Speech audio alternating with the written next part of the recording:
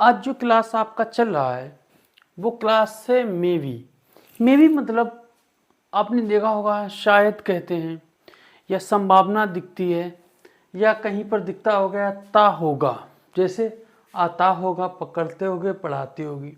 तो जहाँ कहीं भी ऐसा आपको सेंस दिखाई दे, ठीक, जहाँ कहीं भी ऐसा आपको सेंस दिखाई दे तो आप मेवी का यूज़ कर लेना।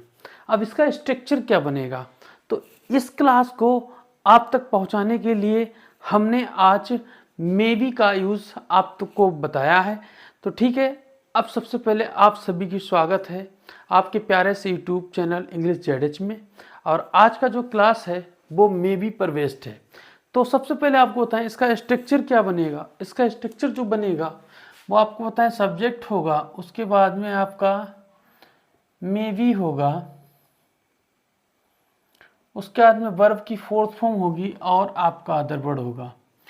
ठीक है, अब देखते हैं। पहला सेंटेंस लिखा है मेरा भाई आता होगा। क्या लिखा है? मेरा भाई आता होगा। तो आपको बताएं, यहाँ पर सबसे पहले आपको बताया जाए कि बी के बाद में, ये बी के बाद में वर्ब की फोर्थ फॉर्म मतलब आईएनजी फॉर्म क्यों है बी के बाद में। तो आपको मैंने बताया था यूज टू बी में वी के पास हमारे होते हैं कितने वर्ब? 5 वर्ब। कौन कौन से? इज, आर और एम, वाज और वर। ये हमारे पास होते हैं कितने? 5 वर्ब। ठीक, जब ये 5 हमारे पास होते हैं तो इसका मतलब इसके बाद में हमको क्या चाहिए होता है? या तो हमको कोई नाउन चाहिए होता है। क्या चाहिए होता है? कोई नाउन चाहिए होता है। क्लियर हुआ? अब कैसे हम आपको बताएं, जैसे हमने आपको यूज टू बी में बताया था, जैसे वह मेरा दोस्त है। दोस्त कौन है? नाउन। वह मेरा पेन है। पेन क्या है? नाउन। तो यहाँ पर इज एम आर या वाज वर के बाद में क्या चाहिए होता? नाउन। पहली बात, अगर is are am was were के बाद में कोई वर्ब आती है, क्या आती है? कोई भी वर्ब आती है, तो वो वर्ब आती है हमारी वर्ब की थर्ड फॉर्म। कौन सी आती है बेटा? वर्ब की थर्ड फॉर्म।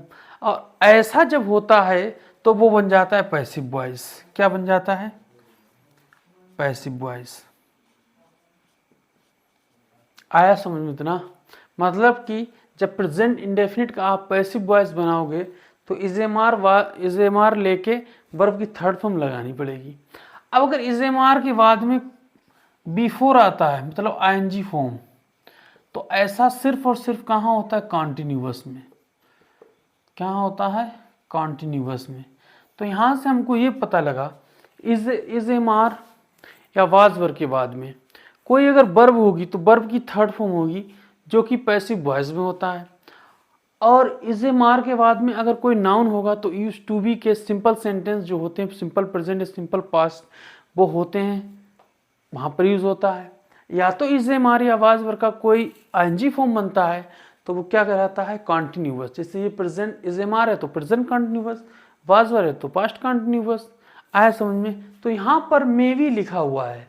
अब बी के पास है, बी के पास क्या क्या? Is am are, was were, तो इसके पास इतनी चीज है, तो इस वजह से ये अपने साथ में कौन सी फॉर्म लेगा? वर्ब की फोर्थ फॉर्म लेगा। तो इसको हम रफ करने के बाद में आपको ये सेंटेंस हम बनवाते हैं। तो उम्मीद करते हैं कि आपको ये समझ में आया होगा। और अब जो है हम सेंटेंस को बनाते हैं। देखिए पहला सेंटेंस हमारा क्या कहता है कि पहला सेंटेंस जो कहता है मेरा भाई आता होगा। तो देखिए माई ब्रदर, मेरा भाई, मैं लगाना है तो मैं लगा दिया, अनुसार उसके वी लगाना है, लगा दिया।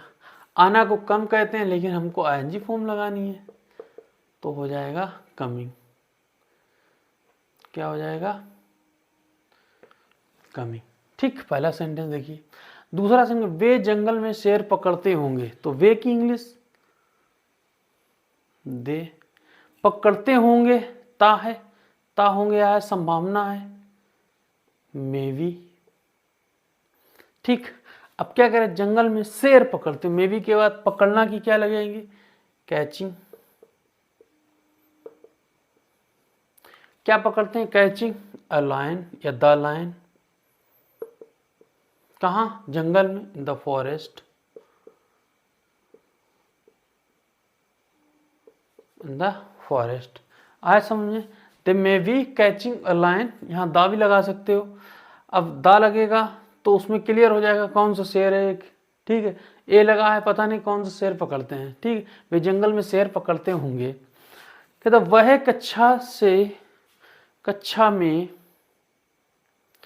कक्षा में तुम्हें पढ़ाती होगी, तो शी हो जाएगा पढ़ाती होगी, शी मे बी। ठीक, पढ़ाना को कहते हैं टीच,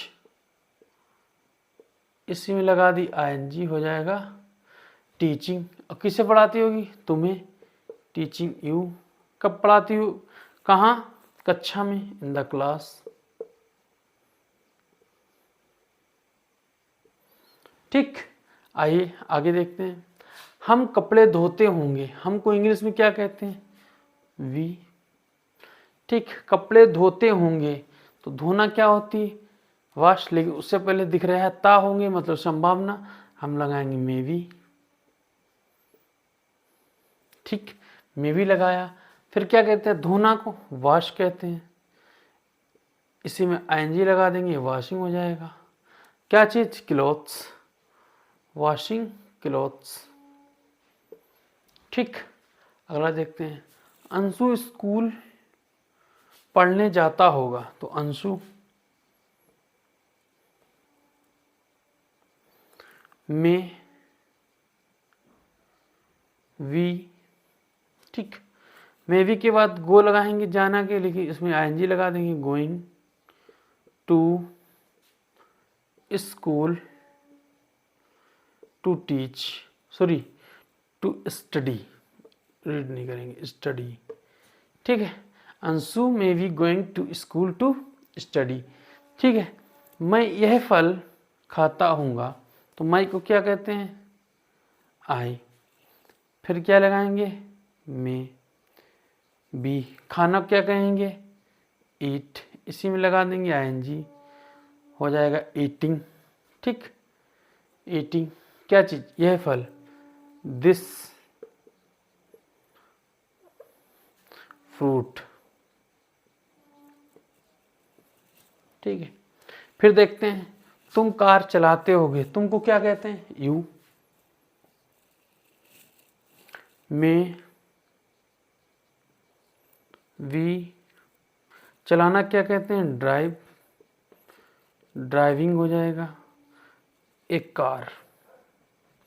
तो ये आपके जो मे बी शब्द से, जो मे बी स्ट्रक्चर से जितने भी सेंटेंस थे, 1 2 3 4 5 6 7 सेंटेंस को हमने चेंज कर दिया है इंग्लिश में। तो उम्मीद करेंगे ये आपको छोटा सा क्लास बहुत ही फ़ायदेमंद होगा, बहुत ही अच्छा लगेगा, क्योंकि आपका यहाँ पर संभावना वाले जितने भी सेंटेंस आप स्पोकन में यूज़ करते हैं उसका आपका डाउट निकल जाएगा। ठीक है, और करें प्रैक्टिस, जितने भी आप क्लास दिएंगे वो भी प्रैक्टिस करते रहिए। बहुत ही जल्द आपको कुछ और एक्स्ट्रा में दिया जाएगा, धीरे धीरे बढ़ा देंगे। ठीक है, अभी मौसम वैसा चल रहा है ना, और खेतों में काम भी है, आप लोग जानते हैं कि सर जी खेती भी देखते हैं और स्कूल भी देखते हैं, कोचिंग भी और यूट्यूब पे। ठीक है, मिलेंगे अगले क्लास में, जो बहुत ही अच्छा क्लास होगा। तब तक के लिए करें practice. Bye bye, thank you.